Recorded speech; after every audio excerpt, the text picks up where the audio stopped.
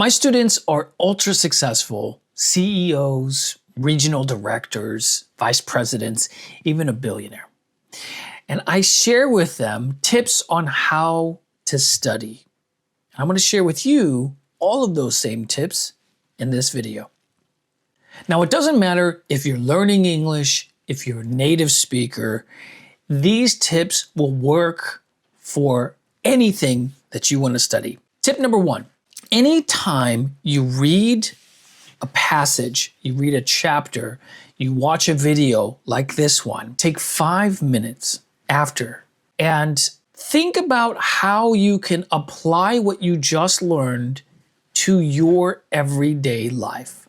It only takes 5 minutes to do this. This will do a few things. This will help you remember the material much, much better than if you didn't think about it. And this will, by putting it into your own life, it gives you a way that you could use the material in a realistic manner, making it much more beneficial for you. So, 5 minutes after you've watched or read something, how can I use that in my life? And that will be a great, great benefit to anything that you study. Ooh, I've got more tea, so I'm ready for tip number two. Tip number two is to learn vocabulary words in context. You can do this by reading. Reading is a wonderful resource that if you are learning English, you should be reading for 15 or 20 minutes a day. The reason learning in context is so important is that there are words that are commonly used together. For example, we take photographs. We don't make photographs. We can draw a picture. We don't write a picture. Learning words in context will help you do two things. One, it'll help you remember the word much better than if you just read it on a flashcard or in an app. And two, it'll give you context on how you can use it in your everyday conversations. Tip number three is to set a goal. It's so important to have a goal so we can know where we're going. You don't get into a car unless you know where your destination is. The same is true for learning. When you're learning anything, you want to have a goal that will let you know what to study, how to study, what direction to move in. So set a goal always, regardless of what it is you're studying, and work towards that.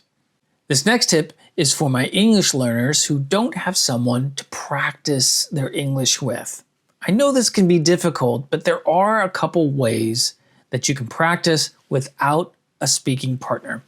The first one is to record yourself and listen to yourself on your phone. So use your phone and practice that way.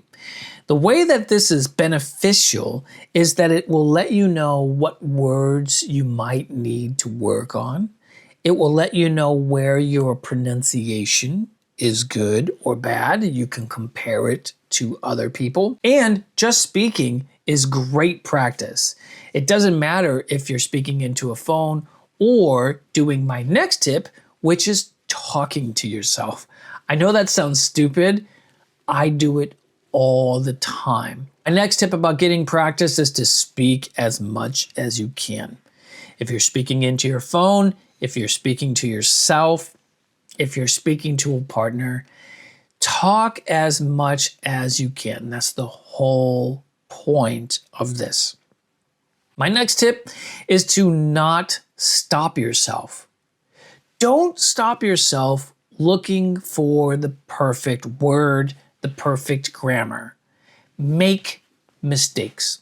No one expects you to be perfect, so don't be scared to make mistakes. But more importantly, don't stop yourself while you're speaking.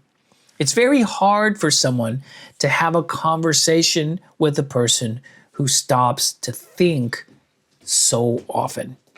Instead, make a mistake. It's much easier for the other person to stay with you in that conversation.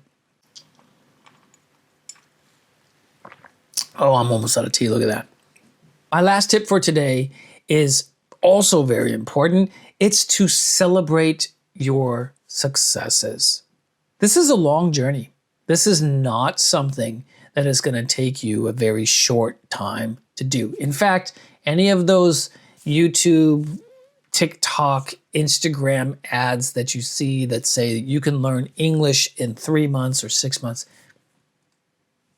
I've never once seen anyone do that. And I've been teaching for 10 years. This is a long journey.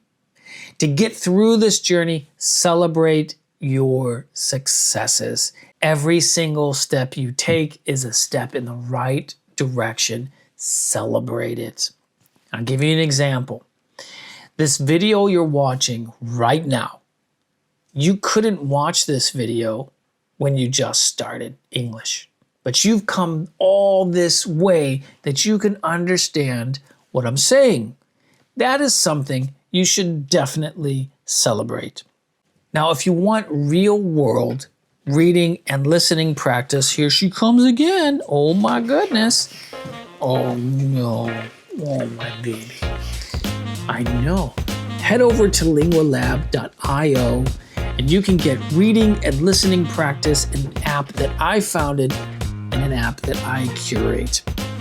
Check it out, lingualab.io. Have a great week. I will see you next week with a new video, possibly from my book, Lessons for a Billionaire. See you then. Who's a baby?